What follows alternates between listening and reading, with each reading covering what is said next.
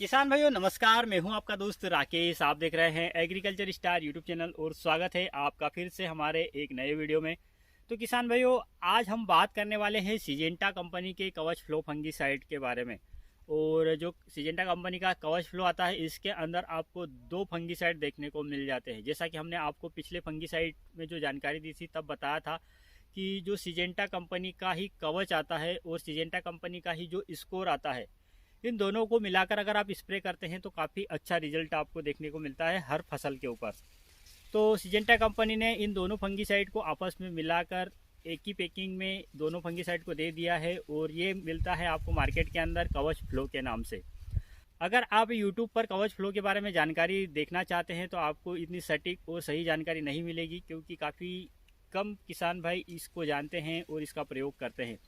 तो आज का ये जो वीडियो है, इसमें हम यही कोशिश करेंगे कि आपको कवच फ्लो के बारे में सारी जानकारी डिटेल से प्रोवाइड करवाएं और इसके साथ साथ इसके केमिकल, इसके कंपोजिशन, इसका डोज, कीमत, मात्रा, कौन कौन सी फसल पर आप कौन कौन से फंगस को नियंत्रण करने के लिए कर सकते हैं, सारी बातें डिटेल से करें। तो वीडियो के साथ अंत तक बने रहिएगा। तो किसान भाइयों, सबसे पहले हम बात कर लेते हैं इसके केमिकल कंपोजिशन के बारे में कि इसके अंदर आपको कौन कौन से केमिकल देखने को मिलते हैं। तो जैसा कि मैंने आपको बताया कि इसके अंदर कवच और स्कोर का कॉम्बिनेशन है। अब कवच के अंदर जो आता है क्लोरोथोरोनिल 75% वेटेबल पाउडर फॉर्म में आता है, और जो स्कोर आता है इसके अंदर आपको डाइकोनोजोल 25% ईसी फॉर्म में मिलता है। अब ये जो दो फंगीसाइड है इनका मिश्रण कर दिया है, लेकिन इनकी मात्रा थोड़ी सी घटा दी गई है।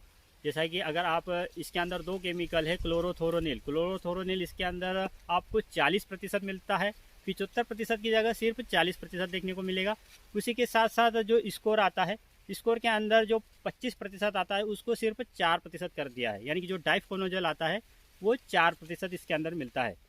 मैं फिर से आपको एक बार बता देता हूँ कि इसके अंदर जो क्लोरोथोरोनिल आता है वो 75 की जगह 40% मिलता है, और जो डाइकोनोजोल आता है वो 25% की जगह आपको सिर्फ और सिर्फ 4% मिलता है, यानी कि 40 और 4%। इस तरीके से मात्रा थोड़ी सी घटा दी गई है, लेकिन अगर आप इन दोनों का कॉम्बिनेशन मिलाकर स्प्रे करते हैं तो मात्रा अगर कम भी रहे, काफ़ी अच्छे से ये फसल पर वर्क करेगी। तो इस तरीके से इसकी कंपोजिशन आपने जान ली है। अब हम जान लेते हैं इसके मोड ऑफ एक्शन के बारे में कि आखिर ये फसलों पर काम कैसे करता है। देखिए, इसका मोड ऑफ एक्शन सेम कवच और स्कोर के जैसा ही है। ये नई फंगस को अंकुरित होने से रोकता है, फंगस के नए स्पोर बनने से रोक देता है। तो इस तरीके से ये काम करता है। प्रिवेंटिव, क्यूरेटिव दोनों तरीके से आप इसका उपयोग कर सकते हैं। अब जैसा कि इसके अंदर आपको क्लोरोथेलोनिल मिलता है, तो क्लोरोथेलोनिल एक बहुआयामीय संपर्कीय फफूंदनाशक है जो कि बहुत तरह के एंजाइमों को ब्लॉक करता है और उनको ब्लॉक करके जो फफूंद होती है उसके बीजाणुओं को अंकुरण होने से रोक देता है। वहीं डाइकोनोजोल स्टेरॉइड डिमिथाइलेशन को बाधित करता है। तो इस तरीके से दोनों प्रकार के फंगिसाइड वर्क करते हैं। अब यहाँ पर क्लोरोथेलोनिल M5 और जो डाइकोनोजोल वो ग्रुप 3 का फंगिसाइड है। इस वजह से इसका उपयोग आपको किसी भी फसल पर 2 बार से अधिक नहीं करना चाहिए। मैंने आपको पिछले बार भी बताया था, जो कि हमने स्कोर के फंगिसाइड के बारे में जाना था, तब भी बताया था कि ये ग्रुप 3 का फंगिसाइड है और इसका उपयोग आपको किसी भी फसल पर 2 बार से अधिक नहीं करना चाहिए। तो इस तरीके से अगर आप उपयोग करते भी हैं तो आपको थोड़ा सा क्रम अनुसार बदल बदल कर उपयोग करना चाहिए। अब ये आपको एससी फॉर्मुलेशन में मिलता है, मतलब ना तो आपको ये पाउडर फॉर्म में मिलेगा, न ही आपको ये लिक्विड फॉर्म में मिलेगा। ये एक एससी फॉर्म में होता है, थोड़ा सा गाढ़ा द्रव्य, सफ़ेद कलर का गाढ़ा द्रव्य होता है, उस हिसाब से ये आपको देखने को मिलता है। तो यह था इसका मोड ऑफ एक्शन। अब हम बात कर लेते हैं कि कौन कौन सी फसलों पर आप कौन कौन सी फंगस को नियंत्रण करने के लिए इसका उपयोग कर सकते हैं। तो देखिए, इसका उपयोग सबसे ज़्यादा सेब में किया जाता है, जो फ्रूट वाली वैरायटी है, अंगूर और सेब। इसमें सबसे ज़्यादा इसका उपयोग किया जाता है, क्योंकि सेब में जो एप्पल स्केप के नाम से एक रोग लगता है उसको काफ़ी अच्छे से कंट्रोल कर लेता है। वहीं जो लीफ स्केप नाम से एक रोग लगता है उसको भी काफ़ी अच्छे से कंट्रोल करता है, या फिर जो फ्रूट स्केप होता है उसको भी काफ़ी अच्छे से कंट्रोल करता है। जो लीफ फाल की बीमारी होती है इसको काफ़ी अच्छे से कंट्रोल कर लेता है। वहीं पर अल्टरनेरिया की जो समस्या होती है उसको भी काफ़ी अच्छे से ये नियंत्रण कर लेता है। साथ ही अंगूर में पाउडरी मिल्ड्यू को काफ़ी अच्छे से कंट्रोल कर लेता है। किसी भी फसल में झुलसा, ब्लाइट रोग को काफ़ी अच्छे से कंट्रोल कर लेता है। वहीं एंथ्रेक्नोज रोग, जो फ्रूट रोट होता है, इसको काफ़ी अच्छे से कंट्रोल कर लेता है। वहीं पर अगर आलू टमाटर की बात करें तो लेट ब्लाइट और अर्ली ब्लाइट दोनों को काफ़ी अच्छे से कंट्रोल कर लेता है। वहीं जो किसान भाई मूंगफली की खेती करते हैं तो मूंगफली की फसल में आपने देखा होगा कि पत्तों पर काले काले धब्बे बन जाते हैं, तो जो काला चिट्टा रोग होता है उसको भी काफ़ी अच्छे से कंट्रोल कर लेता है। वहीं धान में रस्ट को और गेहूं में ब्लास्ट की समस्या और जो गेरुआ की समस्या है उसको नियंत्रण करने के लिए भी आप इसका उपयोग कर सकते हैं। इसी के साथ साथ और भी बहुत सारी फंगस है, सभी पर काफ़ी अच्छे से ये नियंत्रण कर लेता है। अब हम बात कर लेते हैं इस फंगीसाइड के डोज के बारे में कि आपको कितनी मात्रा में पर एकड़ के हिसाब से देना चाहिए।